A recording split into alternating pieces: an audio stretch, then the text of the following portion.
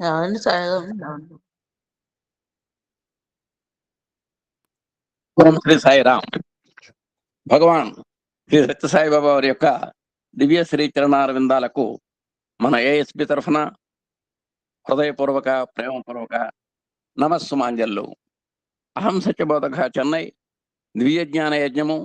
ఈ దివ్య జ్ఞాన యజ్ఞ సుదీర్ఘ రసార్థులైన మన ప్రియతములు, ఆప్తులు, ఆత్మీయులు అయిన శ్రీ మల్లెల లక్ష్మీనారాయణ గారికి, వారి ధర్మపత్ని శ్రీమతి మల్లెల వరలక్ష్మి గారికి ఈ కార్యక్రమ ప్రారంభంలో హృదయపూర్వక ప్రేమపూర్వక నమస్సుమాంజల్లు. అహం సత్యబోధక చెన్నైలో నిన్న జరిగిన 59వ మహిళా దినోత్సవము ప్లస్ ఉగాది మహోత్సవం సందర్భంగా మనకు విశిష్ట వక్తగా వచ్చినటువంటి డాక్టర్ ఆర్ యశోద గారికి హృదయపూర్వకమైనటువంటి నమస్సులు అందిస్తున్నాం. అలాగే నిన్న మన ఆహ్వానాన్ని మన్నించి ఎన్ని కార్యక్రమాలు ఉన్నా ఉగాది పర్వదినమైనా సరే మరి దాన్ని పక్కన పెట్టి వచ్చినటువంటి విశిష్ట వక్తలు, విశిష్ట వ్యక్తులు ఇద్దరున్నారు. అందుట్లో మనందరికీ మాతృ సమానరాలైనటువంటి శ్రీమతి ఆదూరి హైమవతీదేవి గారు, అలాగే మరి కె కృష్ణకుమారి గారు, కృష్ణక్క అంటారు అందరూ.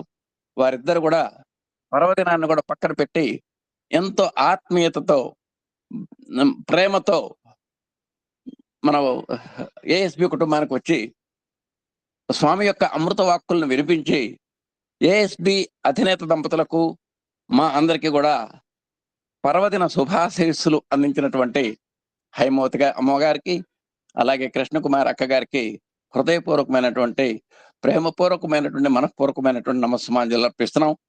అలాగే శ్రీ సత్యసాయి దైనందిన ఆధ్యాత్మిక వేదికలో నేటి ప్రామాణికమైనటువంటి ప్రత్యేక ఆధ్యాత్మిక సత్సంగానికి విచ్చేసినటువంటి విశిష్ట వక్తగా విచ్చేసినటువంటి మన ఆప్తులు, ఆత్మీయులు, గౌరవనీయులైన శ్రీమతి ఆదూరి హైమవతి గారికి మా అందరి తరఫున స్వాగతం, సుస్వాగతం పలుకుతున్నాము. అలాగే ఈరోజు వారిని పరిచయం చేసేటువంటి సందర్భంలో మొట్టమొదట ఆత్మీయ పరిచయం మా ఎమ్మెల్యే గారు చేస్తారు. తర్వాత లాంఛనంగా ఏఎస్పీ తరఫున మేము చేస్తాము. దయచేసి మొట్టమొదటిగా ఆదూరి హైమవతి గారిని గురించి ఆత్మీయ పరిచయాన్ని చేయవలసిందిగా ఎమ్మెల్యే గారిని అభ్యర్థిస్తున్నాం. ఓం శ్రీ సాయిరామ్. నా అదృష్టం అమ్మ, ఈ పుణ్య దంపతులను ఇద్దరిని చూసే భాగ్యం నాకు కలిగింది. ఎస్పెషల్లీ ఆదూరి శ్రీనివాసరావు గారు ఒకరోజు సత్సంగం చెబుతుంటే అందరూ కళ్ళమ్మ నీళ్ళు వచ్చినాయి. ఆదిలాబాద్ మారుమూల ప్రాంతానికి వచ్చారు. కాకతాళీయంగా ఇప్పుడు చెప్తుంటాం కదా, ఇప్పుడు నేను కూడా ఎక్కడికైనా వస్తే, ఎవరైనా వస్తే వీళ్ళందరికీ ఏంటంటే నేను ఏ ఊరు వస్తే అక్కడ ఏ ఊరు వస్తుంది అదొకటి. ఇప్పుడు నాకు అందుకని ఏ ఊరు పోవట్లేదు, భయం వేస్తుంది. పొరపాటు రాకపోతే ఇట్లా కార్యక్రమం ముందు మాట్లాడుకుంటున్నాం. సారు కూడా అప్పుడు సారు మహనీయుడు.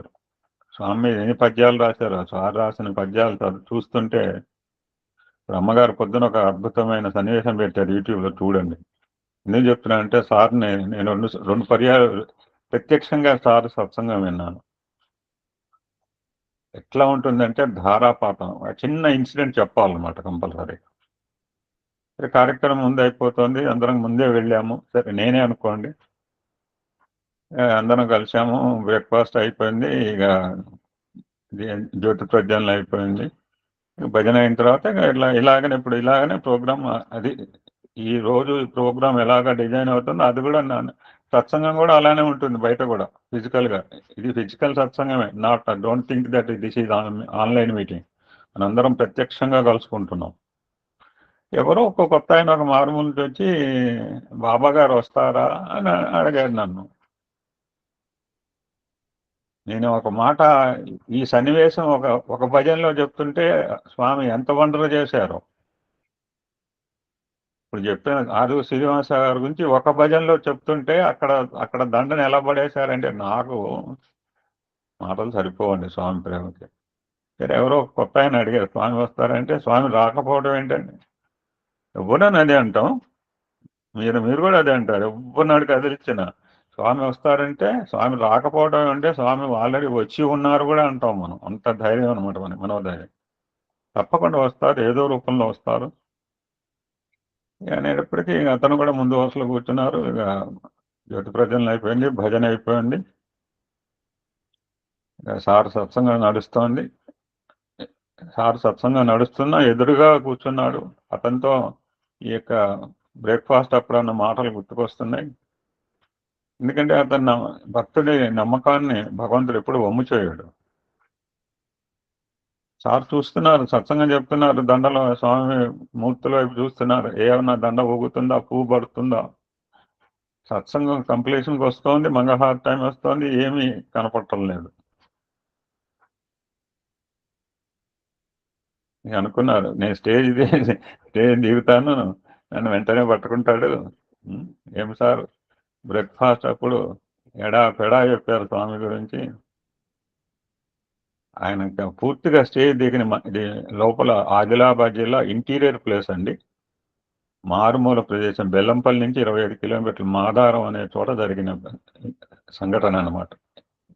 సంఘటన అనకూడదు, దివ్య లీల. సార్ని పూర్తిగా స్టేజ్ కూడా దిగనీయకుండా ఇతను పోయి అతను స్వామి పాదాల మీద పడ్డారు. అదరు శ్రీనివాస గారు ఎంత అద్భుతం సార్, మీరు మాట్లాడినంతసేపు స్వామి మెడలో దండ ఊగుతోందండి, ఉయ్యాల ఊగినట్టు. ఎవరికి కనపడలేదు. అటువంటి మహనీయుడు సార్ అండి. అమ్మగారి గురించి చెప్పాలంటే she the heart of Bal Vikas. Bala Vikas అంటే బాగా ఇష్టమైన వ్యక్తులు నాకు 2-3 కనపడతారు. అందరికి ఇష్టమే. స్వామికి మొదటగా ఇష్టము, అంజనేయ గారికి చాలా ఇష్టము. నిన్న మా శ్రీమూర్తి వెళ్తుంది సీతామహాలక్ష్మి గారు, ఆదూరి హైమాత, వారి జీవితం మొత్తం సర్వస్వం కూడా బాల వికాస్కి అంకితం చేశారు. The totally dedicated for the purpose of Bal Vikas. అటువంటి బాబూజీ అంటే నా కళ్ళమ్మ నీళ్ళు వస్తాయి. అమ్మ నువ్వు బాబూజీ అని సంబోధిస్తూ మెసేజ్ పెడితే ఐఎమ్ క్రయింగ్, ఐఎమ్ వీపింగ్. చాలా అదృష్టం. నిన్నటి రోజున మీ ముగ్గురు కలవటము, విద్యాశక్తి, క్రియాశక్తి, జ్ఞానశక్తి కలవటము. ఈరోజు మరలా మీరు యాక్చువల్గా నిన్ననే అడిగారండి కోటేశ్వరరావు సార్ అమ్మగారు. నిన్న యశోదని మనం గత నెల బుక్ చేసుకున్నామని శంకర సరస్వతి గారు చెప్పారు. అది మనం గత నెలే మనం బుక్ చేసుకున్నాం సార్. ఇప్పుడు మీరు ఈ అమ్మగారిని నెక్స్ట్ మంత్ ఇప్పుడే బుక్ చేయండి సార్. తప్పకుండా మాస్టర్. ఏప్రిల్ నెల మహిళా డేకి అమ్మగారిని ఇప్పుడే బుక్ చేయండి దయచేసి.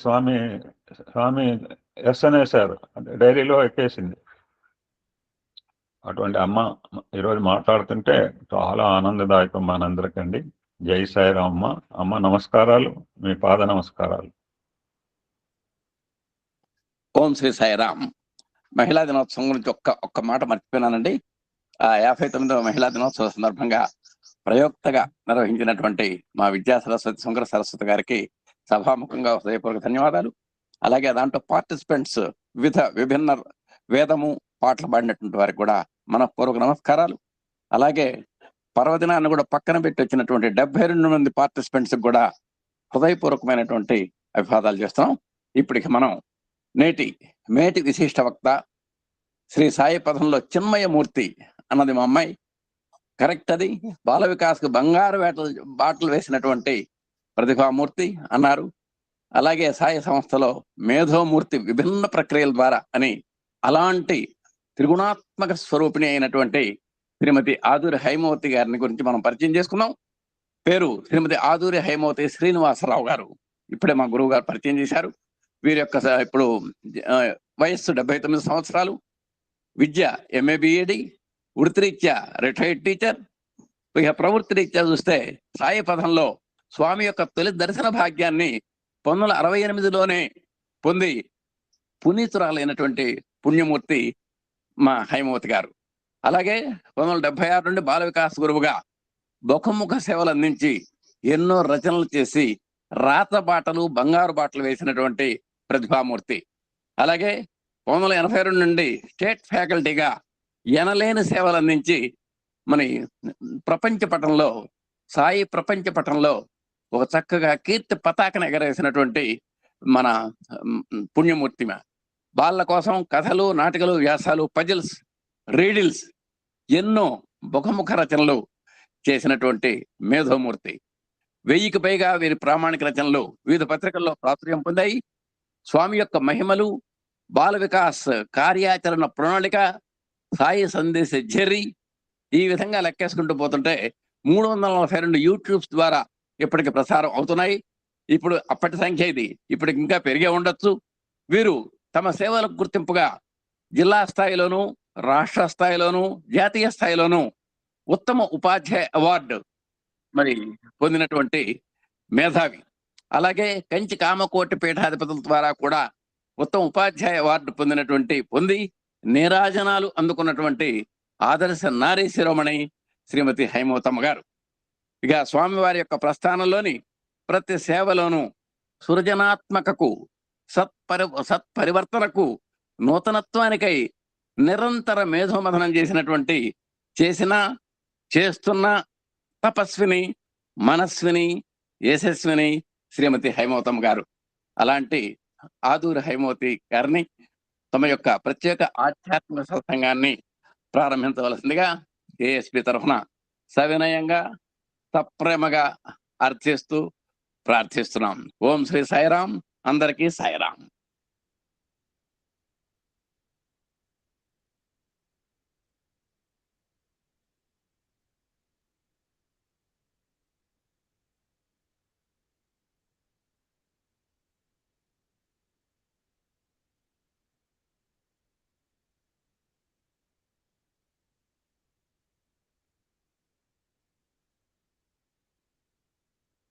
అమ్మా ప్రారంభించనమ్మా.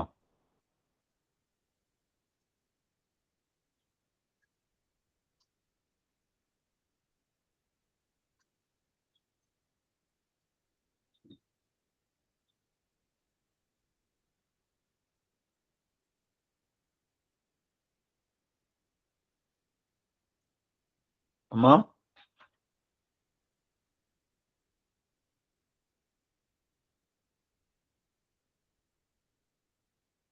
ఉన్నారా మేడం?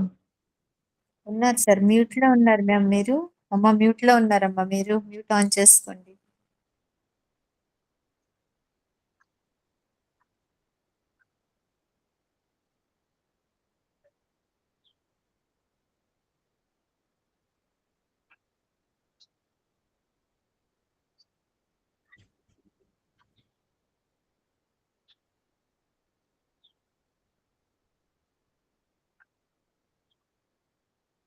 హైమవతి గారు మీరు మ్యూట్ లో ఉన్నారు. సాయిరామ్. ఇప్పుడండి. Okay okay, thank you very much. మీకు ఇవన్నీ రెగ్యులర్, నాకు కొత్త కదా. నవ్ ఐఎమ్ ఏబుల్ బాబాజీ, వినిపిస్తుంది కదా? నా స్వరం వినిపిస్తుంది కదా బాబా? అవునమ్మా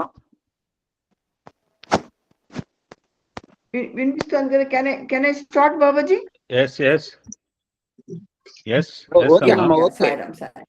సాయిరామ్. యా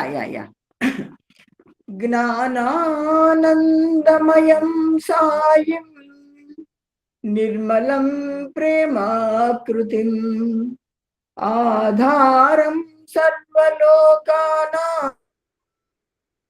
ఈశ్వరముపాస్మహే. సర్వదేవతాతీత స్వరూపులైన భగవాన్ శ్రీ సత్య సాయి బాబా వారి పాద పద్మములకు వందనాలు అర్పించుకుంటూ శ్రోతలందరికీ సాయిరాం. చాలా నన్ను గురించి ఎక్కువ పరిచయం చేశారు నాన్న, అంత అర్హత లేదు బాబా. స్వామి పాదాల చెంత ఒక గడ్డి పోచను నాన్న. శ్రోతలందరికీ నిన్న ఉగాది శుభాకాంక్షలు చెప్పుకున్నాము. నిన్న కమ్మని మధురమైనటువంటి వెన్న ముద్దల యశోదమ్మ మాటలు విన్నాము.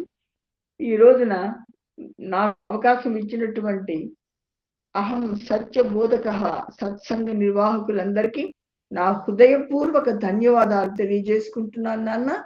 నేను ప్రశాంత నిలయంలో ఉంటే నాకు ఖాళీ ఉండదు, అందువల్ల నేను అక్కడ ఉన్నప్పుడు సత్సంగంలో పాల్గొనే నాకు లేదు నాన్న. ఇప్పుడు బెంగళూరు వచ్చాను గనక వచ్చిన వెంటనే లక్ష్మీనారాయణ బాబాజీ గారికి తెలియపరిస్తే వెంటనే నాకు ఈ రోజు అవకాశం ఇచ్చారంటే అది వారి యొక్క సుహృద్భావానికి ప్రత్యేక. ఆయన ముందుగా వారికి నా ధన్యవాదాలు సాయిరాములు చెప్పుకుంటున్నాను బాబు.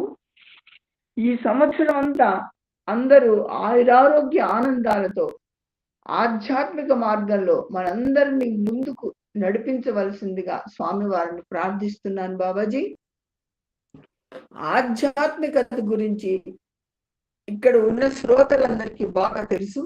ఆ మార్గంలో మీరు చాలా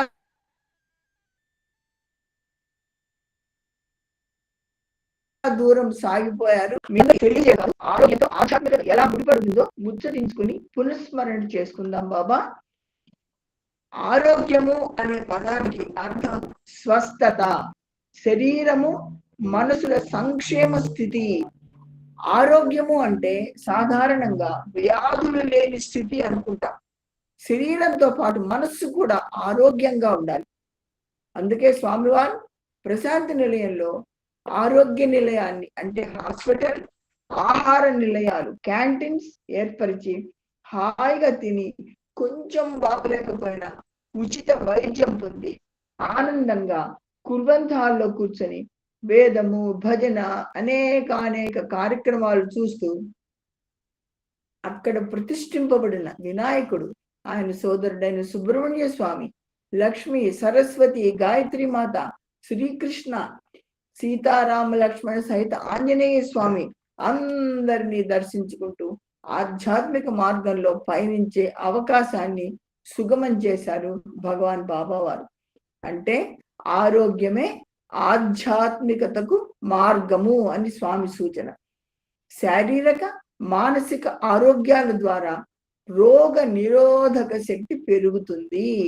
సంపూర్ణ ఆరోగ్యం, మానసిక స్థిరత్వము ఆధ్యాత్మిక మార్గాన్ని సుగమం చేస్తాయి. మన ఆరోగ్యం మన చేతుల్లోనే ఎలా ఉంటుందో ఒకసారి ముచ్చటించుకుందాం. ఆరోగ్యము, ఆధ్యాత్మికత అనేవి ఒకదానికొకటి దగ్గర సంబంధం కలిగినటువంటివి. శరీర ఆరోగ్యం మంచిగా ఉంటేనే మనసు ప్రశాంతంగా ఉంటుంది. మనసు ప్రశాంతంగా ఉంటేనే ఆధ్యాత్మిక జీవితం వికసిస్తుంది. మన శరీరం ఒక దేవాలయం. శరీరం బలహీనంగా ఉంటే ధ్యానము, జపము, సేవ వంటి ఆధ్యాత్మిక సాధనలు మనం చేయలేము. అందుకే ఆహారము, నియమిత జీవన శైలి, వ్యాయామము, healthy mind in healthy body, mind in sound body. ఆరోగ్యమైన శరీరంలో ఆరోగ్యమైన మనసు ఉంటుంది. మానసిక ఆరోగ్యం ఆధ్యాత్మికతకు ద్వారం. ఆధ్యాత్మికత అంటే కేవలం పూజలు చేయడం మాత్రమే కాదు, స్వరూపాన్ని తెలుసుకోవడం, జీవితం యొక్క పరమార్థాన్ని గ్రహించడం, దేవుడితో అనుసంధానం కావడం. ఆధ్యాత్మికత ముఖ్య లక్షణాలు ఏంటంటే మనసును నియంత్రించుకోవడం, హృదయంలో ప్రేమ, కరుణ, భక్తి, విశ్వాసము, స్వార్థరహిత సేవ, అంతరంగ శాంతి కలిగి కోపాన్ని తగ్గించుకొని అందరితో ప్రేమగా మాట్లాడుతూ దయ, క్షమ, సహనం పెంపొందించుకోవడం. ఇవి మనసును ప్రశాంతంగా ఉంచి ఆరోగ్యాన్ని కాపాడతాయి. స్వామివారి దృష్టిలో ఆధ్యాత్మికత అంటే మానవ సేవే. దేవుడు మన హృదయంలోనే ఉన్నాడు అని స్వామివారు ఎప్పుడో చెప్పారు. I'm God, you are also God, my powers are patent, your powers are latent అన్నారు స్వామివారు. దేవుణ్ణి వెతకూడదు, మీలో ఉన్నటువంటి అంతరాత్మను పరిశీలించుకోండి, గుర్తించి చెప్పారు స్వామి. భక్తి, దేవుడిపై నమ్మకం, జ్ఞానం, కర్మ, వీటి మీద మనసును పెట్టాలి. ముందు మురికిని తొలగించుకొని పాత్రను ఉపయోగించుకుంటాం కదా, అలాగన్నమాట. Love all, serve all, help ever, hurt never.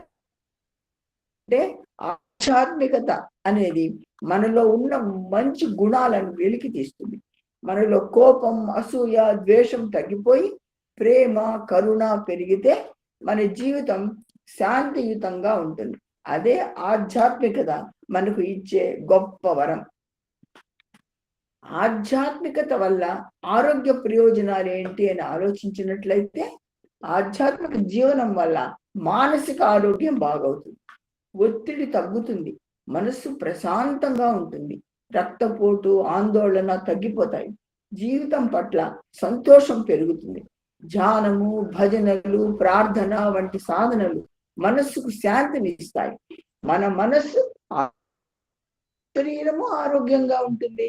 సంతోషంగా, హాయిగా, ఆనందంగా, శాంతిగా ఉండాలంటే మన శరీరం ఆరోగ్యంగా ఉండాలి. శరీర పరిశుభ్రత ఉంటే మనస్సు కూడా హాయిగా ఉంటుంది.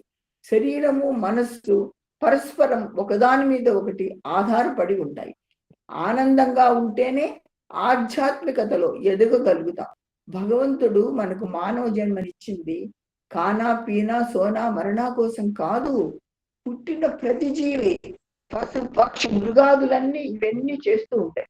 వాటికి విచక్షణ జ్ఞానం లేదు. భగవంతుడు కేవలం మానవులకు మాత్రమే ఆ విచక్షణ జ్ఞానాన్ని ఇచ్చాడు. దీని ద్వారా ఆరోగ్యంగా ఎలా ఉండాలో, ఆధ్యాత్మికంగా ఎలా ఎదగాలో, తర్వాత ఎలా జనన మరణ చక్రం నుండి బయటపడాలో మానవుడికి తెలుసుకుంటాడు. 84 లక్షల జీవరాశులలో చివరిది మానవ జన్మ. 84 లక్షల జీవరాశులు ఏమిటో భగవాన్ బాబా వారు చెప్పారు. 21 లక్షలు అండజములు అంటే గుడ్డు ద్వారా పుట్టేవి, పక్షులు, పాములు, చేపలు మొదలైనవి. 21 లక్షలు పిండజములు గర్భంలో పెరిగి పుట్టే జీవులు, మనుషులు, ఆవు, కుక్క, ఏనుగు వంటి జంతువులు. 21 లక్షలు స్వేదజములు చెమట, తేమ సూక్ష్మ జీవులు, పురుగులు, నల్లులు, పేలు, కీటకాలు వంటివి. 21 లక్షలు ఉద్భిజములు భూమిని చీల్చుకొని పైకి వచ్చేవి, చెట్లు, మొక్కలు, గడ్డి మొదలైనవి. 84వ అంతస్తు ఎక్కాక, 84 లక్షల అంతస్తు ఎక్కాక అక్కడి నుంచి దొర్లి పడితే మళ్ళా అండజంగానో, స్వేదజంగానో, ఉద్భిజంగానో పుట్టక తప్పదు. అందుకే విచక్షణ జ్ఞానం కలిగినటువంటి మానవ జన్మను సద్వినియోగపరచుకోవాలి అని స్వామివారు ఎన్నో మార్లు హెచ్చరించారు. మానవ జన్మ భోగాలను అనుభవించను కాదు, భగవంతుణ్ణి తెలుసుకోవడానికి మాత్రమే. ధర్మంగా జీవించను, సేవ, ప్రేమ, సత్యం, అహింస మొదలైన మానవతా విలువలను పోషించుకోను లభించింది అని మానవులు గ్రహించాలి అన్నారు స్వామివారు. మానవుడు మానవత్వాన్ని కోల్పోతే మానవ జన్మ వృధా. జంతువునాం నరజన్మ దుర్లభం. ధర్మం ఆచరించకపోతే మానవ జన్మ వృధా అవుతుంది. భారతదేశంలో ఆయుర్వేద పితామహుడు అందరికీ తెలిసే ఉంటుంది, సుశ్రుత మహర్షి. క్రీస్తు పూర్వము 1600 సంవత్సరంలో ఒక గ్రంథం రాశారు, సుశ్రుత. దాంట్లో వారు ఆరోగ్యానికి ఒక నిర్వచనం ఇచ్చారు. నిత్యం హితాహార విహార సేవి సమీక్షకారి విషయాదసక్త దాత సమః సత్యపరః క్షమావాన్ ఆత్మోపవాసి భవేత్ ఆరోగి. ప్రతిరోజు హితమైన ఆహారాన్ని మితంగా తినాలి, నియమంగా వ్యాయామం చేయాలి, జీవన సరళిని సమీక్షించుకుంటూ, అంటే మనం చేసేటటువంటి పనులు ఎవరిని బాధ కలిగించకుండా, ఎవరికి అపకారం కలిగించకుండా ఉన్నాయి కదా అని మనల్ని మనం పరీక్షించుకుంటూ ఉండాలి. అలాగే విషయ లోనుడు కాకుండా దాన గుణం కలిగి ఉండాలి. అందరినీ సమానంగా ప్రేమించే హృదయం కలిగి ఉండాలి. నిత్య సత్య వ్రతులుగా ఉండాలి. క్షమాగుణం కలిగి ఉండాలి. అందరినీ ఆత్మీయంగా ప్రేమించాలి. నిత్యము దైవ ప్రార్థన చేయాలి. ఈ సద్గుణాలన్నీ ఎవరికి ఉంటాయో వారే ఆరోగి అన్నాడు. అంతేకాని ఆరోగ్యవంతుడు అనలేదు. ఎందుకంటే ఏ క్షణంలోనైనా మనలో తిరిగి ఈ గుణాలు, చెడు గుణాలు ప్రవేశించినట్లయితే అది అనారోగ్యం పాలైనట్లే. అంత స్పష్టంగా చెప్పాడు ఆయన. దేవో దేవాలయ ప్రోక్తో జీవో దేవ సనాతన. దేహమే మన దేవాలయం అని స్వామి వారు చెప్పారు. దేహాలయాన్ని ఎలా పరిశుభ్రంగా ఉంచుకోవాలో మనకు మనమే నిర్ణయించుకోవాలి. సాత్విక ఆహారం, వ్యక్తిగత పరిశుభ్రత, పరిసరాల పరిశుభ్రత, మానసిక ఆరోగ్యం, ప్రార్థనలు, నామ సంకీర్తన,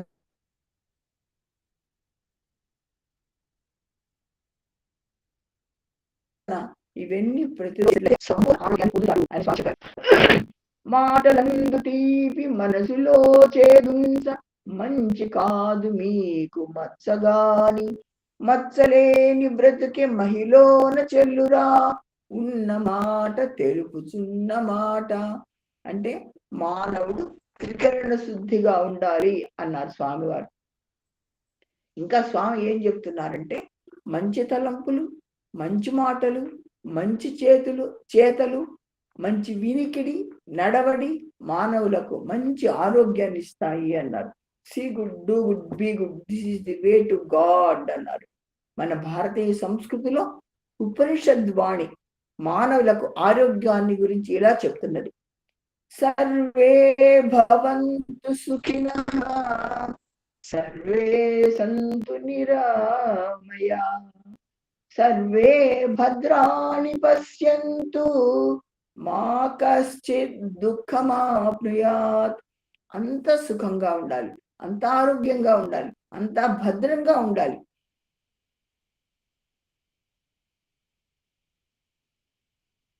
ఎవ్వరు దుఃఖాన్ని ఎంత గొప్ప ప్రాణండి మనకు స్వామి చెప్పినటువంటి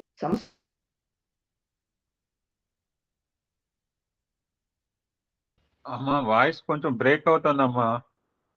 లోకా సుఖినో భవంతు, లోకా సమస్త సుఖినో భవంతు. ఉంటాము. బ్రేక్ అవుతుందా? నేను మరి కూర్చునే ఉన్నాను. ప్రభావాలు ఉంటాయి కదా, అవి వస్తున్నది. అదే ఎందుకంటే ఈ పవర్ వల్ల అవ్వచ్చు నాన్న బంగారు. ఎక్కడైతే పారిశుధ్యం ఉంటుందో అక్కడ శాంతి, ఆనందము, ఆరోగ్యము ఉంటాయి. దీనికి ఉదాహరణగా మనం ప్రశాంతి నిలయాన్ని తీసుకున్నట్లయితే కుల్వంత్ హాల్లో ప్రవేశించగానే మనకు ఒకలాంటి ఆనందం, పరవశం కలుగుతాయి. చక్కటి వాతావరణం, పరిశుభ్రత, దర్శనానికి వచ్చే వాళ్ళందరూ నవ్వు ముఖాలతోటి ఆనందంగా లోపలికి వస్తే ఆ వాతావరణంలో కూర్చోగానే మన హృదయం కూడా ఆనందంతో నిండిపోతుంది. ఆరోగ్యము అంటే సాధారణంగా ఏమనుకుంటారంటే దృఢంగా, అందంగా, లావుగా, ఎత్తుగా, బలంగా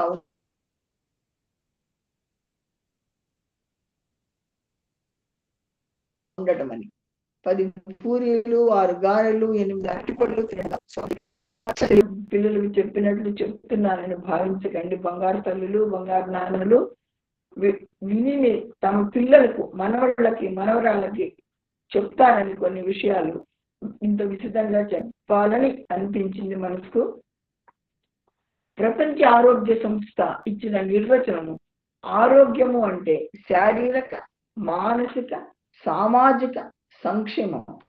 కేవలం శారీరక అంగవైకల్యమే కాదు, మానసికంగాను అంగవైకల్యం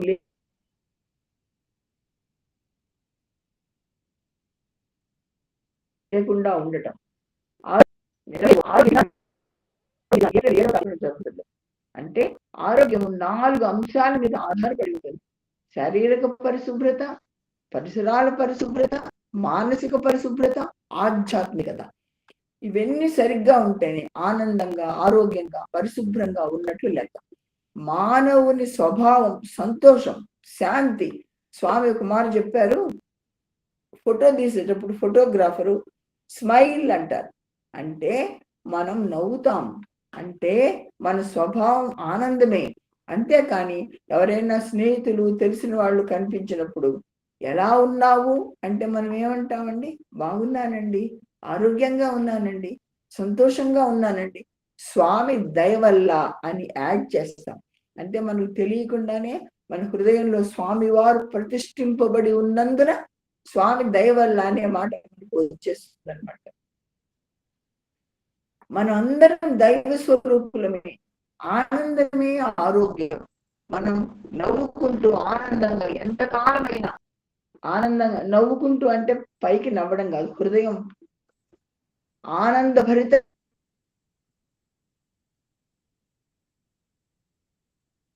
ఉండటం వలన మనం ఆరోగ్యమైన మనసు ఉంటుంది. కనుక శారీరక మానసిక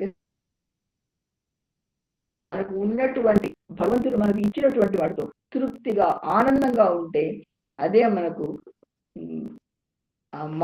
మానవ జన్మకు ఆనందదాయకమైనటువంటిది. మంచి ఆరోగ్య పరిసరాలను కల్పించుకోవాలి. ఆరోగ్యంగా ఉంటేనే ఆనందంగా ఉంటాం. ఇది మనకందరికీ తెలిసినటువంటి విషయమే. కేవలం ధనమే ఆనందాన్ని ఇవ్వదని స్వామివారు తమ ఉపన్యాసాలు ఎన్నోసార్లు తెలియపరిచారు. తిన్నది అరక్కపోతే ఎంత ధనమున్నా వృధా కదా. గంజి తాగిన వాడే ఆనందంగా ఉంటాడు. శారీరక శ్రేయస్సు కంటే మానసిక శ్రేయస్సును కాపాడుకోవడం కూడా చాలా ముఖ్యం.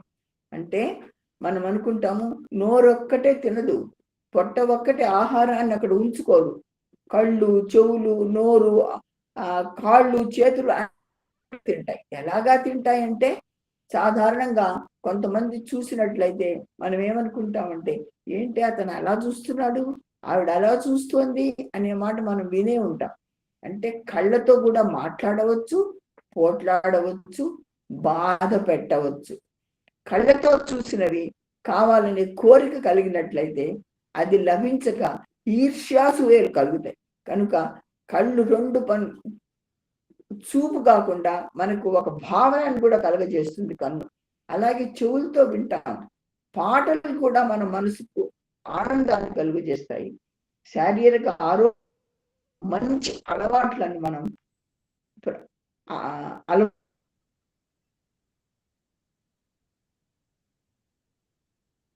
అలవరుచుకోవాలి.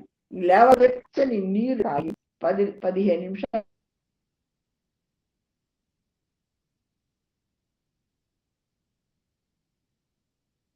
తర్వాత కాఫీ, టీ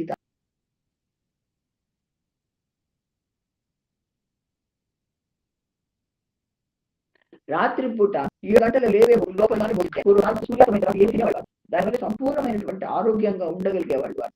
ఎందుకంటే తిన్న వెంటనే ఆలస్యంగా తిని, ఇప్పుడు ఉద్యోగాలన్నీ కంప్యూటర్ ఉద్యోగాలు కాబట్టి ఎప్పుడో 10కో 11కో తిని పడుకుంటారు అలసిపోయి. అటువంటిప్పుడు ఆహారం అరగదు. దాని వలన అనేక జీర్ణ వ్యవస్థలో అనేకమైనటువంటి మార్పులు కలుగుతాయి. నిద్రకు భోజనానికి మధ్య 2-3 గంటల వ్యవధి తప్పనిసరిగా ఉండాలి. ఆలస్యంగా భోజనం చేస్తే నిద్ర పట్టదు, ఆహారం కూడా అరగదు. కాబట్టి మనం చక్కటి ఆహారపు అలవాట్లను కానీ చేసుకున్నట్లయితే ఆనందంగా, ఉత్సాహంగా ఉండి తెల్లవారుజామునే లేచి ఓంకారము, సుప్రభాతము, నగర సంకీర్తన వీటితో పాల్గొనడానికి అవకాశం ఉంటుంది. పొట్టలో స్వామి చెప్పారు 1/2 వంతు గాలి కోసం ఉంచాలి. మొత్తం తినేసి తేపొస్తే నోట్లోకి వచ్చే విధంగా తినకూడదు, కొంత ఖాళీ ఉంచుకోవాలి అని చెప్పారు.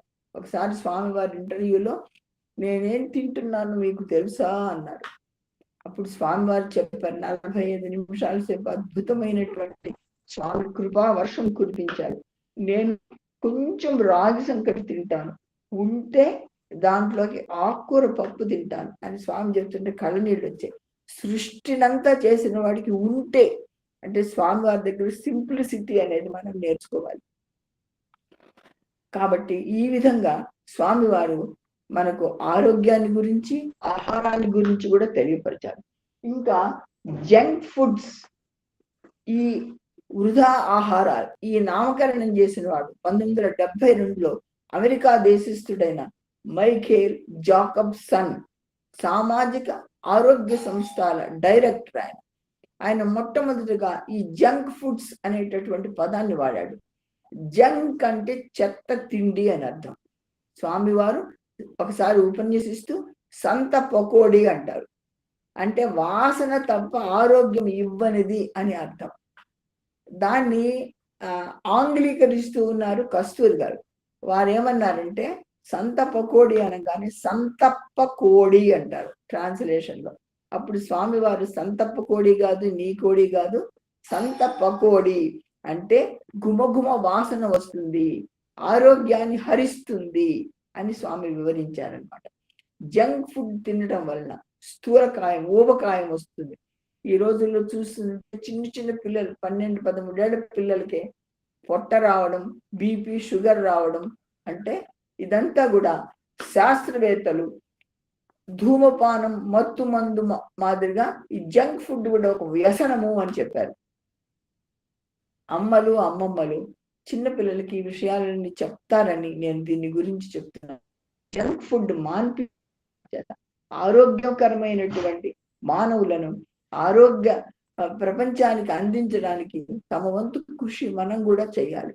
కాబట్టి ఈ జంక్ ఫుడ్స్ మాన్పించడం అనేది, తగ్గిస్తూ మాన్పించడం అనేది మన యొక్క బాధ్యతగా భావించాలి. ముఖ్యంగా చాలా మంది పిల్లలు, పెద్దలు కూడా భోజనం చేసేటప్పుడు ముద్దకు నీరు తాగుతూ ఉంటారు. చేసేటప్పుడు అస్సలు నీరు తాగకూడదు. తప్పనిసరి అయితే ఒక గుక్క మాత్రమే తాగాలి. పొట్టలో ఉన్నటువంటి జీర్ణ రసాలని డైల్యూట్ అయిపోయి ఆహారం అరగదు. భోంచేసిన తర్వాత 2 గంటల తర్వాత 1/2 లీటర్ పైన నీళ్లు తాగొచ్చు. భోజనానికి 1 గంట ముందు నీరు తాగాలి. భోజనం ముందు, భోంచేసేటప్పుడు, ఎట్టి పరిస్థితుల్లో కూడా చల్లటి నీళ్ళు అంటే ఫ్రిడ్జ్ వాటర్ అస్సలు తాగకూడదు. రోజు కొంచెంసేపు అయినా కళ్ళు మూసుకొని దేవుడి ముందు ఏ ఆలోచన లేకుండా ప్రార్థన చేసుకోవాలి. అది మనకి ఎంతో మానసిక శాంతిని, ఆనందాన్ని కలిగిస్తుంది. ఇంకా శారీరక వ్యాయామం అంటే అన్నిట్లోకి ముఖ్యమైనటువంటిది రోజుకు కనీసం 20 నిమిషాలు నడవాలి. నడక, పరుగు, సూర్య నమస్కారాలు కూడా ఆరోగ్యం కోసమే మన భారతీయ సంస్కృతిలో ఏర్పడ్డాయి. కాబట్టి ఈ నియమాలు పాటిస్తే మనం ఆరోగ్యాన్ని పొందుతాం. ఇంకా రెగ్యులర్ గా యోగాభ్యాసం అనేది చాలా మంది చేస్తూ ఉంటారు. యోగా మానసిక ధ్యానము, శారీరక ఆరోగ్యానికి ఎంతో మేలు చేస్తుంది ఈ యోగా. ధ్యానం చేయడం వల్ల మానసికంగా ఆరోగ్యంగా ఉంటాం. మన ఏకాగ్రత పెరుగుతుంది. ధ్యానం ఒత్తిడిని తగ్గిస్తుంది. దీంట్లో మనసు ప్రశాంతంగా ఉంటుంది. ప్రతి పనిని మెరుగైన రీతిలో మనం చేయగలుగుతాం. ఇంకా ప్రతిరోజు యోగా సాధన చేయడం వల్ల ఆరోగ్యం బాగుంటుంది. యోగా అంటే వ్యాయామ సాధనల ఆధ్యాత్మిక రూపం. ఇది హిందుత్వ ఆధ్యాత్మిక సాధనలో ఉన్న ఒక అంశం. ఇది మోక్ష సాధనలో ధ్యానం, అంతర్దృష్టి, ఆధ్యాత్మిక పరమైన సాధనలకు పునాది. శరీర సంబంధమైన సాధనలు నేడు మనం అందరం పాటిస్తూనే ఉన్నాం. కానీ ధ్యానం మాత్రం తప్పనిసరిగా పడుకునేటప్పుడైనా 5 నిమిషాలైనా మన పడక మీద కూర్చొని కళ్ళు మూసుకొని 1 నిమిషం భగవంతుని లేదా మనసును ప్రశాంతంగా చేసుకున్నట్లయితే మనకు చాలా మంచిది అది. ఇంకా దేహ దారుఢ్యాన్ని, ముఖ వర్చస్సును పెంచుతుంది. ఇది బౌద్ధ, జైన, సిక్ ఈ యోగా సాధన అనేది ఉంది. ప్రతి సంవత్సరం జూన్ 21న యోగా డే చేస్తారు. ఆ రోజున ఎంతో మంది ప్రముఖులు, ప్రధాని నుంచి సామాన్యుడి వరకు యోగాలో పాల్గొంటారు. పూర్వం నదీ ప్రాంతాలలో జీవించేవారు, ముఖ్యంగా మునులు, తర్వాత విద్యా సంస్థలను స్థాపించుకున్నటువంటి వాళ్ళు నదుల ప్రాంతాల్లో జీవించేవారు. సుమారు 10-15 నిమిషాల సేపు నడిచిపోయి చక్కగా ప్రవహించే నీటిలో స్నానం చేసి ప్రతి ఒక్కరూ నడిచి వస్తూ ఉండేవాళ్ళు. ఆ రోజుల్లో ఏ సాధనాలు లేనందువల్ల నడక ఒక్కటే సాధన. వీలున్నంత వరకు మనం నడకను ప్రిఫర్ చేయాలి. స్కూటర్లు, కార్లు వాడటం దగ్గరి దూరాలకు ఆపితే శరీరానికి చాలా మంచిది. నడిస్తేనే శారీరక ఆరోగ్యం బాగుంటుంది. ఈరోజు చిన్న పిల్లల్లో కూడా ఒబెసిటీ చూస్తున్నాం మనం. దీనికి కారణం ఏంటంటే మొట్టమొదటి వ్యాయామం లేకపోవడం, రెండవది జంక్ ఫుడ్స్ తినడం. స్కూల్కి వెళ్తూ నేను పుట్టపర్తిలో కూడా చూస్తూ ఉంటాను. నడిచి వెళ్తుంటే ఆ ప్యాకెట్లు విప్పుకొని తింటూ పోతారు. మళ్ళా వచ్చేటప్పుడు నిజంగానే మళ్ళా అది కొనుక్కొని తింటూ వస్తారు. ఇది చాలా అనారోగ్యాన్ని కలిగిస్తుంది. ముఖ్యంగా తల్లులు ఆరోగ్యవంతమైన పౌరులను సమాజానికి అందించాలి. దానికోసం వాళ్ళు కొంచెం కష్టమైన పిల్లలకు ఇటువంటి ఆహారం పెట్టడం మాన్పించడానికి ప్రయత్నం చేయాలి. ఇంకా 1950లో సాహిత్య నోబెల్ బహుమతి పొందిన బెర్నార్డ్ రస్సెల్ ఈయన శారీరక శ్రమ మాత్రమే ఈనాటి ఆధునిక కాలంలో సరిగా జీవించను ఉపకరిస్తుంది అని సూచించాడు. 20వ శతాబ్దపు తత్వవేత్త 97 సంవత్సరాలు ఈయన జీవించాడంటే మన సీతాలక్ష్మి మేడం గారు కూడా 98 సంవత్సరాలు జీవించారు. ఆవిడ చివరి వరకు సనాతన సారథిలో నేను పనిచేస్తాను కనుక ప్రతి నెల ఆవిడ వ్యాసం తప్పనిసరిగా సనాతన సారథిలో 98 సంవత్సరాల వయసులో కూడా వచ్చేదంటే ఆవిడ తన జీవితాన్నంతా స్వామి వారికి అంకితం చేసి స్వామి పాద పద్మాల్లో కలిసిపోయి జన్మ రాహిత్యం ఖచ్చితంగా పొందారు వారు. కనుక మనం అటువంటి వారిని ఆదర్శంగా తీసుకొని మనము ఆరోగ్యంగా, ఆనందంగా, సుఖంగా, భక్తితోటి ఇతరులకు సేవ చేసుకుంటూ బతుకుతూ ఆధ్యాత్మిక మార్గాన్ని మనం మార్గంలో పయనించడానికి మీరందరూ అదే దారిలో ఉన్నారు. అందువల్ల మీకు చెప్పవలసినటువంటి అవసరమే లేదు. ఈ రస్సెల్ చెప్పినటువంటిది ఏంటంటే the good life is one inspired by love and guided by knowledge అన్నారు. అంటే ప్రేమతో ప్రేరణ పొందిన, జ్ఞానంతో నడిపించబడిన జీవితం చాలా మంచిది అని. ఇంటలెక్చువల్ క్యూరియాసిటీని కూడా మనం పెంచుకోవాలి. అంటే బుద్ధి కుశలత, ప్రతిరోజు కొత్త ఆలోచనలు చేస్తూ కొత్త బుక్స్ చదువుతూ ఏకాగ్రతతో మెదడుకు పని కల్పించాలి. మెదడు ఇప్పుడు సీతాలక్ష్మి గారి మెదడు అలా 98 సంవత్సరాల వరకు ఉందంటే ఆవిడ బుక్స్ చదవటము, రాయటము ఆ వయసులో కూడా చేస్తూ ఉండేవారు. ఆధ్యాత్మిక పఠనంతో పాటుగా జనరల్ నాలెడ్జ్ బుక్స్ కూడా చదవాలి. ఎందుకంటే బుద్ధి కుశలత పెరుగుతుంది, మెదడుకు పని కల్పించను, పజిల్స్, రిడిల్స్ వంటివి చేయాలి. ఇది ఆలోచనలకు మెరుగుపడుతుంది, అలర్ట్ గా ఉంచుతుంది మైండ్ ని. కొత్త విషయాలు తెలుసుకోవాలని ఆలోచన, రీసెర్చ్ సంబంధమైనటువంటి మార్గాన్ని మెదడుకు కల్పించడం వలన కత్తికి పదును పెట్టినట్టుగా మెదడుకు పదును కలుగుతుంది. సృజనాత్మకతను పెంపొందించుకోవాలి. మనస్సును ఎప్పుడు ఖాళీగా ఉంచుకోకూడదు.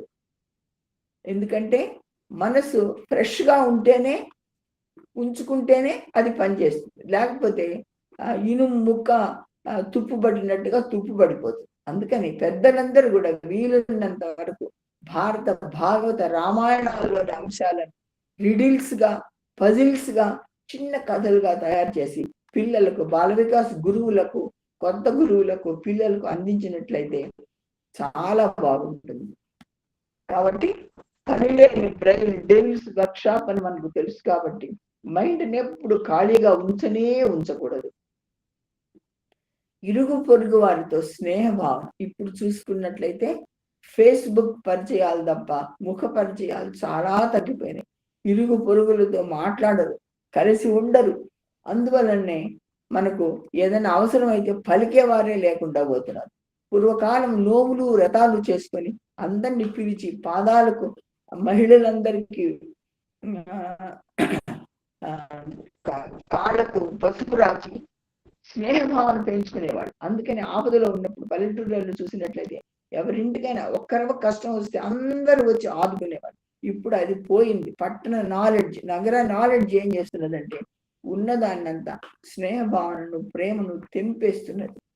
పొరుగువారితోటి, స్నేహితులు, బంధువులతోటి స్నేహభావనతో, సహకార భావనతో ఉండటం అనేది చాలా అవసరం. అందుకే స్వామివారు సేవ చేసుకుంటూ ఉన్నట్లయితే మన హృదయానికి ఆనందం కలుగుతుంది అని స్వామి మనకు చెప్పారు. ఇది సత్యసాయి సంస్థల వాళ్ళు ఈనాడు ఆచరిస్తున్నారు. స్వామి మాట ప్రకారంగా సహాయ సహకారాలు అందిస్తున్నారు. పొరుగువారితోటి ప్రేమపూర్వకంగా మాట్లాడుతున్నారు. ఇంకా ముఖ్యంగా నిరాడంబరత అనేది ఆధ్యాత్మికతకు చాలా అవసరం. ఇతరులు సాధారణ జనమంతా కూడా మన సత్యసాయి సంస్థల వాళ్ళు కాదండి, ధనాన్ని ఇతరులకు ప్రదర్శించుకోవాలని ఆరాటపడతారు.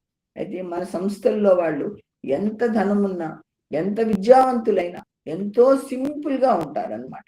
కాబట్టి ఆ విధమైనటువంటి మనకు స్వామి ప్రసాదించినటువంటి వరం అది. Expect the best and accept the least అన్నారు స్వామి. నువ్వు ఎంతైనా కోరుకోవచ్చు, అందిన దానితోటి, భగవంతుడు ప్రసాదించిన దానితోటి సంతోషంగా ఉండాలి అని చెప్పి స్వామి వారు చెప్తారనమాట. అడ్జస్ట్మెంట్ స్వామి పసితనం నుండి దాన్ని ఆచరిస్తూ మనకు చూపించారు. తర్వాత చెప్పారు. స్వామి స్వయంగా ఆచరించినటువంటి ఎన్నో విషయాలు మనకు తెలుసు.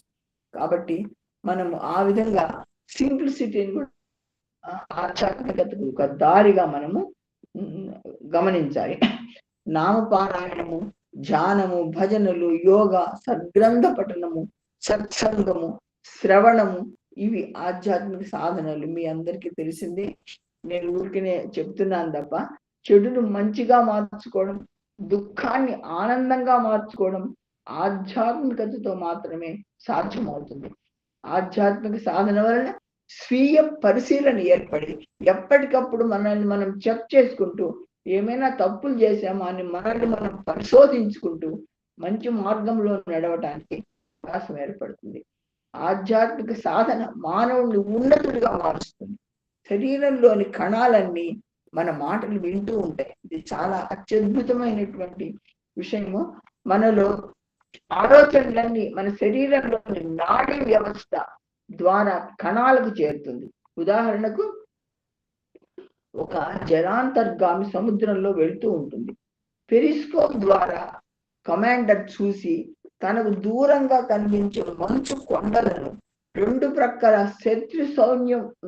శత్రు సైన్యం ఉందని భావించి లోపలి వారికి అనౌన్స్ చేస్తాడు. లోపలి వారికి ఏమీ కనిపించదు కనుక అతడి మాటలు నమ్మి శత్రువుని ఎదుర్కొనే ప్రయత్నమే చేయక వారికి లొంగిపోతారు. ఆ కమాండర్ లాగా మన నెగటివ్ థాట్స్ మన శరీర కణాలకు పోరాడే లేక సమస్యను ధైర్యంగా ఎదుర్కొనే శక్తిని, అవకాశాన్ని పోగొడతాయి. భయం వల్ల శారీరక శక్తి సన్నగిల్లి అనారోగ్యం పాలవుతాం. అంటే నేను చేయలేను, నా వల్ల కాదు, నాకు శక్తి లేదు, ఇలాంటి వ్యతిరేక ఆలోచనలు వస్తాయి. దాని వలన శరీరం నిర్వీర్యం అయిపోతుంది. అందుకని మనం ఎప్పుడు నెగటివ్ థాట్స్, నెగటివ్ వర్డ్స్ వినకూడదు. ఏదైనా అనారోగ్యం కలిగితే ఏదేదో ఊహించుకొని ఆ రోగమేమో ఈ రోగమేమో అని మనం ఆలోచనలు చేసుకున్నట్లయితే ఆ ఆలోచనలు కణజాలాలకు తెలిసిపోయి అవే సందేశాలుగా భావించి రోగాన్ని వచ్చేటట్లుగా చేస్తాయి. దాని వలన మనకు లేని రోగం వచ్చేస్తుంది అనమాట. దీన్నే మన పూర్వీకులు తథాస్తు దేవతలు అంటారు. అంటే వ్యతిరేకమైనటువంటి మాటలు అనుకోకూడదు, వినకూడదు. దీన్నే సైన్స్ పరంగా కణజాలాలు ప్రవర్తించే తీరు అంటాం. ఎవరికైనా ఏదైనా అనారోగ్యం కలిగినప్పుడు మనం ఏం చెప్పాలి అంటే, నీకేం స్టూడెంట్స్ ఉంటారు, భయపడుతుంటారు పరీక్షకి వెళ్ళడానికి. మన ఇంట్లో బిడ్డలు కూడా, నీకేం చాలా తెలివిగలవాడు, మంచి మార్కులు వస్తాయి, ఆటల్లో గెలుస్తావు, ఫస్ట్ క్లాస్ వస్తుంది, ఇలాంటి ప్రోత్సాహకరమైన మాటలు చెప్పినట్లయితే వాడు తప్పకుండా విజయం సాధిస్తారు. నీకేం రాదు, నీకేం పాస్ కావు అనే మాటలు అన్నట్లయితే నిజంగానే వాళ్ళు ఫెయిల్ అయిపోతారు. స్వామి చెప్పినటువంటి హాస్పిటల్లో రోగులు మన హాస్పిటల్ విజిట్ చేస్తాం కదండి. ముఖ్యంగా మహిళా దినోత్సవం రోజున మహిళలు హాస్పిటల్స్కి వెళ్ళి కొత్తగా పుట్టిన బేబీస్ కి బట్టలు ఇవ్వడము, బాలింతలకి బ్రెడ్ ఇవ్వడము, అవన్నీ చేస్తూ ఉంటాం మనం. అప్పుడు అంతేకాకుండా రోగుల దగ్గరికి కూడా వెళ్ళినప్పుడు వాళ్ళు నీకేం బాగైపోతుంది, ఊరికే తగ్గిపోతుంది, ఒక వారంలో ఆరోగ్యంగా బయటకు వచ్చేస్తాం అని ప్రోత్సాహకరమైన మాటలు చెప్తే వాళ్ళు ధైర్యంగా కోలుకుని డిశ్చార్జ్ అవుతారు. ఇది మానసిక ఆరోగ్యం, శారీరక ఆరోగ్యంపై చేసే గెలుపు అని మనం చెప్పవచ్చు. పాజిటివ్ వర్డ్స్, పాజిటివ్ థింకింగ్ 48 గంటల్లో కణజాలం అంతా కూడా ఈ నెగటివిటీని పట్టించుకుని రోగం రావచ్చు, పాజిటివ్ వర్డ్స్ వల్ల రోగం తగ్గిపోవచ్చు. కనుక అంత మాటల్లోనే ఉంది. స్వామి ఎప్పుడు చెప్తూ ఉంటారు కదా, మాటల్లో మర్మం అని. ఇంకా ఇది సైన్స్ నిరూపించిన ఫార్ములా. జగదీష్ చంద్రబోస్ మొక్కల మీద చేసినటువంటి ప్రయోగం మనకు తెలుసు. ఆయన ఒక మొక్కతోటి, నువ్వు చాలా మంచిదానివి, మంచి పూలు పూస్తావు, పెద్ద పెద్ద పూలు పూస్తావు అంటూ ఉండేవాట. రెండవ మొక్క దగ్గర, నీకేమి రాదు, నీ పూలేం బాగుండవు, నువ్వేం బాగలేవు అని అంటూ ఉండేవాట. ఇలా రెండు మొక్కలను పోషణ ఒకటిగానే ఇచ్చి మాటలు మాత్రం వేరువేరుగా, ఒకదాని దగ్గర పాజిటివ్ గా ఇంకో మొక్క దగ్గర నెగటివ్ గా మాట్లాడటం వలన ఈ పాజిటివ్ గా మాట్లాడిన మొక్క మంచి వాసన కలిగినటువంటి పెద్ద పెద్ద పూలు పూస్తే నెగటివ్ వర్డ్స్ విన్నటువంటి మొక్క గుడ్డి పూలు పూస్తుందట. కాబట్టి మనుషులకే గాక చెట్లకు కూడా మంచి మాటలు స్పందననిస్తాయి అని ఆయన ప్రయోగం నిరూపించింది. ఎవరైనా మనల్ని నెగటివ్ మాటలు అంటే అవి మనం వినకూడదు. ఉదాహరణకు ఒక పెద్ద గుంటలో కొన్ని కప్పలు పడిపోయినాయట. అది బురద గుంట, నిండా బురద ఉంది. కప్పకు కొంచెం నీళ్లు ఉంటేనే అది ఎగరగలుగుతుంది. ఆ కప్పలన్నీ నేను ఎగరలేను, నేను దీంట్లో నుంచి బయటికి రాలేను, నాకు చేత కాదు, నాకు శక్తి లేదు అనుకుని అన్ని చచ్చిపోయాయట. ఒక్క కప్ప మాత్రం ఎగిరి ఎగిరి ఎగిరి ఆ బురద గుంట నుండి బయటకు వచ్చేసి గట్టు మీదకి వచ్చిందట. గట్టు మీద ఉన్న ఒక కప్ప దాన్ని పరిశీలిస్తూ ఎలా బయటపడ్డావు నువ్వు అని అడిగిందట. అప్పుడు ఆ కప్ప జవాబు చెప్పలేదు, గమ్ముని వెళ్ళిపోయింది. ఎందుకని? ఆ కప్ప చెవిటిది, ఇతరుల మాటలు వినకపోవడం వలన తాను ప్రయత్నించి బయటపడగలిగి తన శక్తిని తను ఉపయోగించుకుంది. కనుక ఎప్పుడు మనం నెగటివ్ మాటలు వినకూడదు, ఒకరితోటి అనకూడదు, వాళ్ళ యొక్క జీవితాన్ని పాడు చేసిన వాళ్ళు అవుతాం. కాబట్టి చేతనైతే పాజిటివ్ గా మాట్లాడాలి, లేకపోతే మౌనంగా ఉండాలి. ఈ విషయాన్ని డాక్టర్ మసారు ఎమోటో అనేటటువంటి శాస్త్రవేత్త నిరూపించాడు. అతను ఏం చేశాడంటే నీళ్ల మీద ప్రయోగాలు చేశాడు. ఉదాహరణ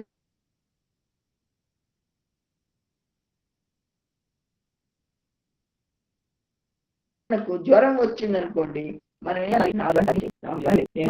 మంచిగా సందేశం పంపించినట్లయితే ఆ జ్వరం తగ్గిపోతుంది, ఏ మందు అవసరం లేదు. ఈ మసారు ఎమోటో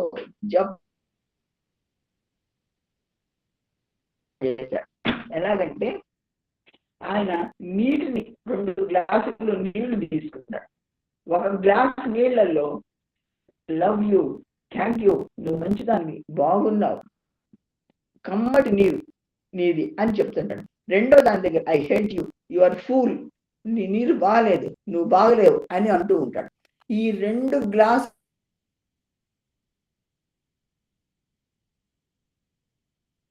నీళ్లను మంచి మాట్లాడినటువంటి ఆ నీళ్లలో ఏర్పడినటువంటి ఆకారాలు, స్ఫటికాలు చక్కగా అందంగా ఉన్నాయట. రెండవది చెడ్డ మాటలు మాట్లాడినటువంటి నీటి యొక్క ఆకారాలు అసహ్యకరంగా ఉన్నాయట, ఒక పద్ధతి లేకుండా ఉన్నాయట. దీన్ని the hidden message in water అని ఆయన పుస్తకం రాశాడు. దాంట్లో ఆయన ఫోటోలు కూడా పెట్టారు. కాబట్టి ఈ మసారో ఎమోటో సిద్ధాంతం ప్రకారంగా, సందేశం ప్రకారంగా మన మాటలు, ఆలోచనలు, భావాలు ప్రకృతి మీద ప్రభావం చూపుతాయి. మన శరీరం మీద ఎక్కువ భాగం, మన శరీరంలో నీరు ఎక్కువ ఉంటుంది కదండి. కాబట్టి మన ఆలోచనలు, మన మాటలు ఆ నీటి ద్వారా శరీరానికి వ్యాపిస్తాయి, కణజాలానికి వ్యాపిస్తాయి. దాని వలన మంచి మాటలు వింటే సంపూర్ణ ఆరోగ్యం కలుగుతుంది. చెడ్డ మాటలు విన్నట్లయితే ఆరోగ్యం పాడవడానికి అవకాశం ఉంటుంది.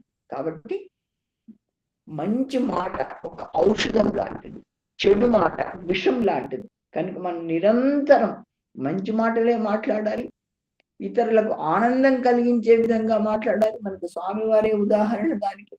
ఒకసారి స్వానుభవం 1997లో నాకు కొంచెం అనారోగ్యం చేసినప్పుడు భయపడ్డాను. అప్పుడు స్వామివారు ఇంటర్వ్యూ ఇచ్చారు.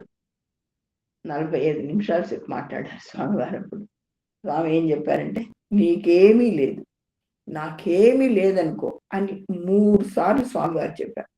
నీకేమీ లేదు, నాకేమీ లేదనుకో.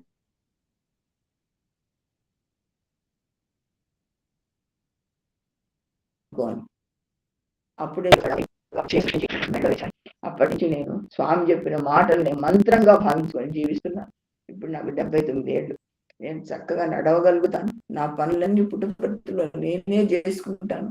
4 సార్లు 80 నిమిషాలు నడిచి ఆఫీస్కి సేవ చేసుకోగలుగుతున్నానంటే స్వామి ఇచ్చినటువంటి పాజిటివ్ థింకింగ్ యొక్క పవర్ అని నేను నిర్ద్వంద్వంగా చెప్పగలను.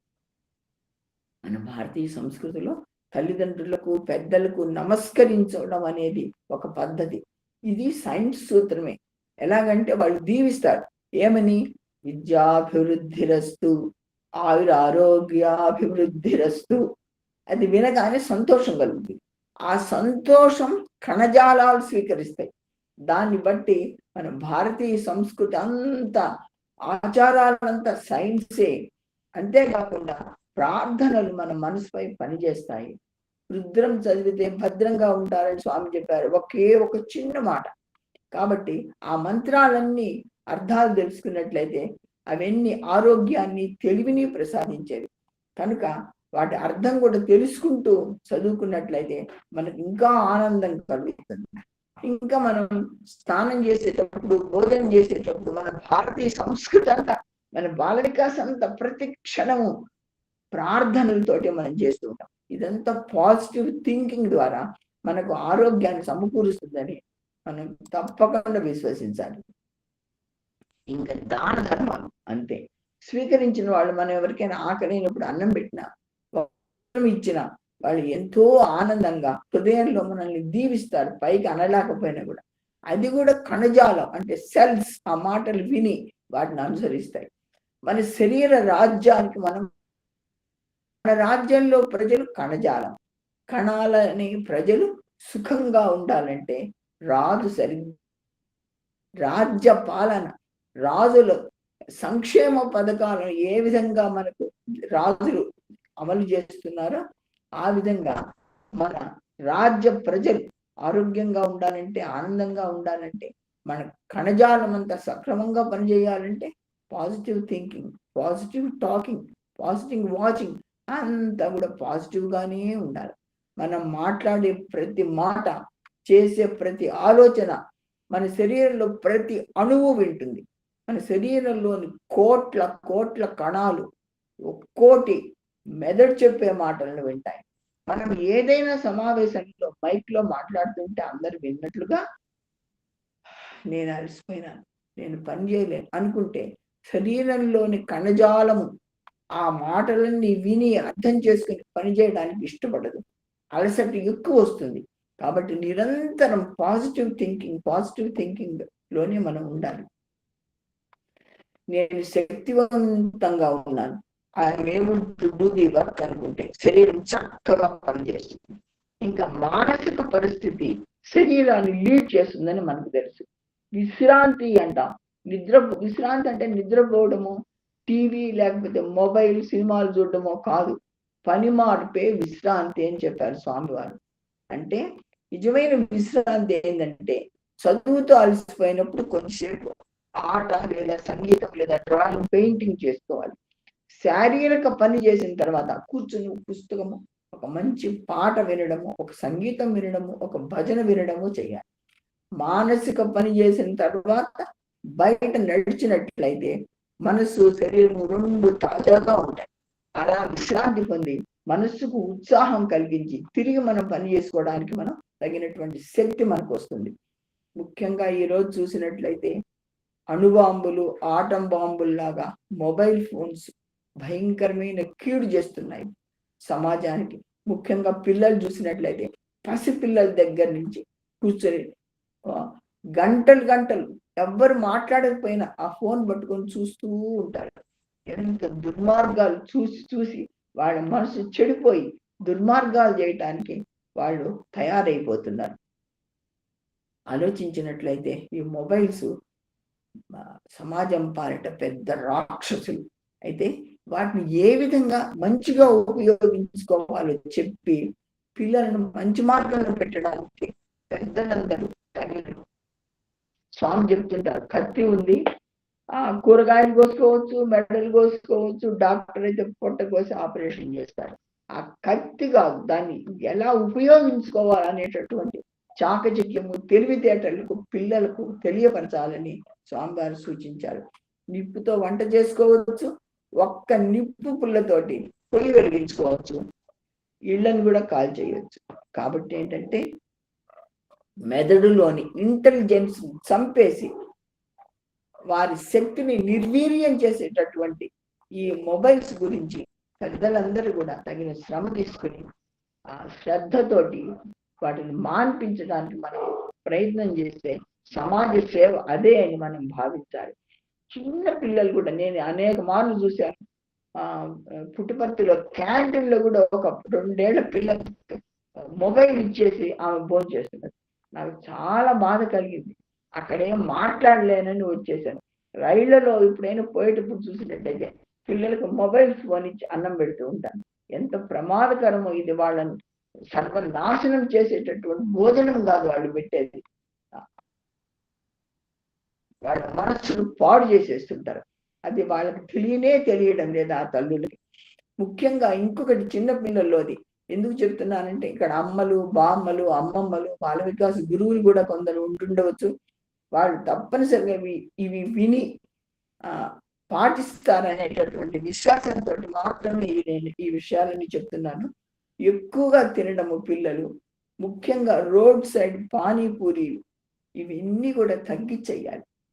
ఇంకా కొన్ని చోట్ల స్కూల్స్ లో అబ్జర్వ్ చేస్తుంటాను నేను. ఇలా చాలా మంది కూడా చూసి ఉంటారు. ఒకే ప్లేట్ లో నుంచి స్నేహితులందరూ స్పూన్లతో తీసుకొని ఎంగిల్ తింటూ ఉంటారు. ఇది చాలా అనారోగ్యం. ఆహారం వలననే ఆరోగ్యం కలుగుతుంది.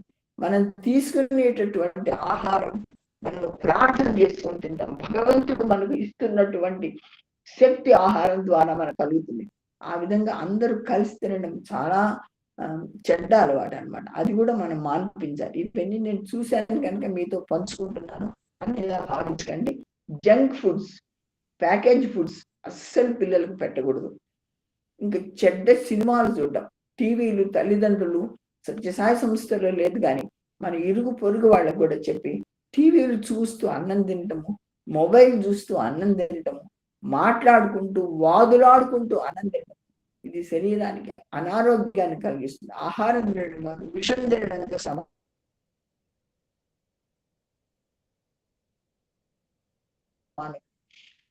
స్వామి ఫుడ్ బ్లడ్ హెడ్ అని చెప్పారు కదా.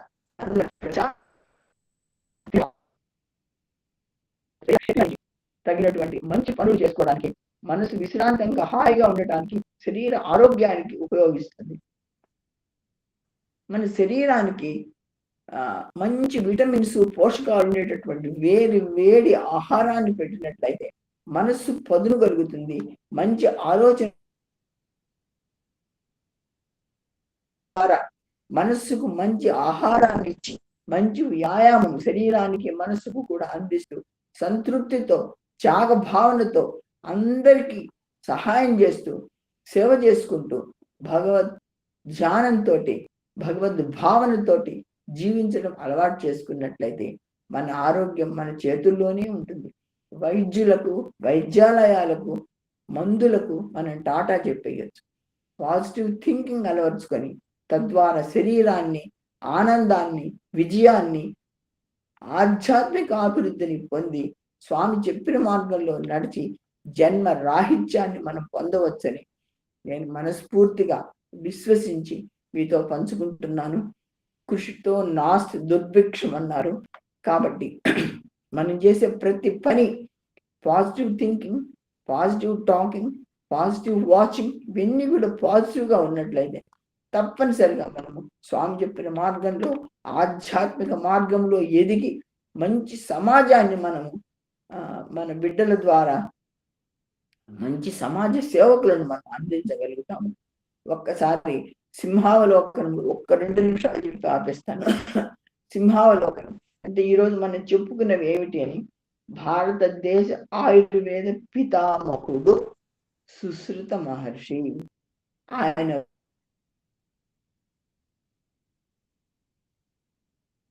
రాసిన ఏం చెప్పింది?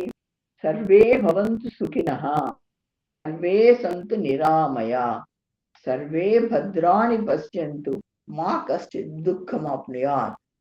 ప్రపంచ ఆరోగ్య సంస్థ చెప్పినటువంటి విషయాలు. స్వామివారు మానవుని స్వభావం ఎలాంటిదని చెప్పారు? మానవుని స్వభావం సంతోషం. మనం వేటితో తింటాము? నోటితో మాత్రమే కాదు, కళ్ళతో, చెవులతో, ముక్కుతో కూడా తింటాము. మరి రాత్రిపూట భోజనం ఎప్పుడు చేయాలి, ఎప్పుడు నిద్రించాలి అంటే నిద్రపోవడానికి 2-3 గంటల ముందుగా భోజనం చేయాలి. పొట్టకు ఆహారం ఎంతవరకు ఇవ్వాలి, 4వ వంతు ఖాళీగా ఉంచమని చెప్పారు స్వామివారు. జంక్ ఫుడ్ ఎక్కువగా తింటే ఏమవుతుంది, భారీ కాయం రోగాలు వస్తాయి. మానసిక ఆరోగ్యానికి ఏం చేయాలి, ప్రార్థనలు, మౌన ధ్యానము, సద్గ్రంథ పఠనము. శారీరక ఆరోగ్యానికి ఏం చేయాలి, యోగా అంటే శారీరక వ్యాయామం చేసే పనులు, నడక, పరుగు వంటివి. జనరల్ నాలెడ్జ్ బుక్స్ చదివితే ఏం లాభం, బుద్ధి కుశలత పెరుగుతుంది. ఎప్పుడు ఎలా ఆలోచించాలి, పాజిటివ్ థింకింగ్. ఎప్పుడు ఎలా మాట్లాడాలి, పాజిటివ్గా మాట్లాడాలి. దేని వాడకం తగ్గించాలి, మొబైల్ అవసరం మేరకు వాడుకోవాలి. అది మనం పిల్లలకు చెప్పాలి, ఏ విధంగా విషయాలు మొబైల్ ద్వారా తెలుసుకోవచ్చు. అంతేగాని యూట్యూబ్స్ చూడటము అది మానేయాలి. ఒకసారి నేను బాల వికాస్ క్యాంప్కి వెళ్ళినప్పుడు బాల వికాస్ గురువులు యూట్యూబ్స్ చూస్తారండి వీళ్ళు పిల్లలు అన్నారు. అప్పుడు నాకు స్వామి ఇచ్చిన ఆలోచన ప్రకారంగా బాల వికాస్ సిలబస్ ను మొత్తము, తర్వాత స్వామివారి సందేశాలు, స్వామివారి మహిమలు యూట్యూబ్స్ చేస్తే బాగుంటుంది అనిపించి అవి చేయడం తటస్థించింది అనమాట. ఫైనల్ గా దేహము, పరిసరాలు, మానసిక ఆరోగ్యము ఇవన్నీ కూడా చక్కగా ఉంటే ఆధ్యాత్మికంగా మనం ఎదగగలుగుతాము అని నేను మనవి చేసుకుంటూ, అతిగా చెప్పుకుంటే మన్నించవలసిందిగా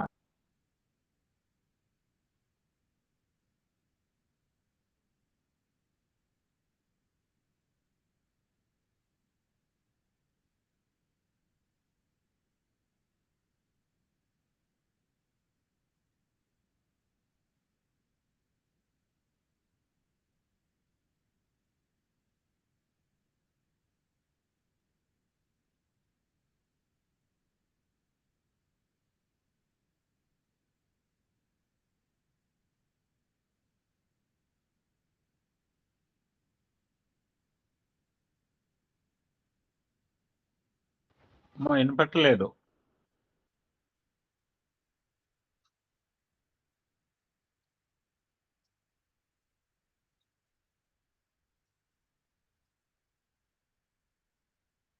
శ్రోతలందరినీ జై